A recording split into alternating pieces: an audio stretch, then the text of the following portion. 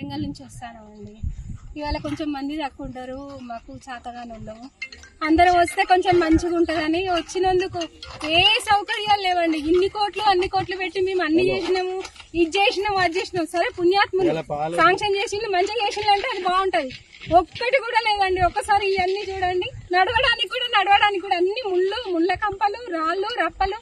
ఎట్లా పోతామండి చెప్పండి? నువ్వు అన్ని చేసినావు, అన్ని చేస్తాను, నేను ఇన్ని శాంక్షన్ చేసిన, అన్ని చేస్తాను అన్నప్పుడు అన్ని చేయాలా వద్దా? ఏది లేదండి. మాకైతే ఏ సౌకర్యం లేదు.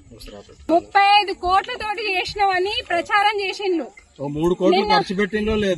నిన్న వాళ్ళొచ్చి వీళ్ళొచ్చి అంటే మంత్రులు వచ్చినప్పుడే అయితేనే మంచిగా ఉంటాయి. కానీ మాలాంటి ప్రజలు మేము ఎన్నుకున్నలే కదా, మరి మా పైసలే కదా, అన్ని మా డబ్బులతోటే మీరు అన్ని చేయిస్తామని అన్నారు కదా. మరి ఏమండి పైసలు తీసుకునే వరకేనా? మేము ఇన్ని కష్టాలు పడాలనా? మరి ఎందుకు ఇన్ని ప్రచారాలు చేస్తాను? చెయ్యకండి. ఈ జనాలందరూ ఇక చూడండి ఎంత అవస్థలు పడతానో మేమందరము. మా కోసం పోసుకోవడానిక మీరు ఇన్ని ప్రచారాలు చేసేది? మా డబ్బులు తీసుకొని మీరు బాగుపడదానిక?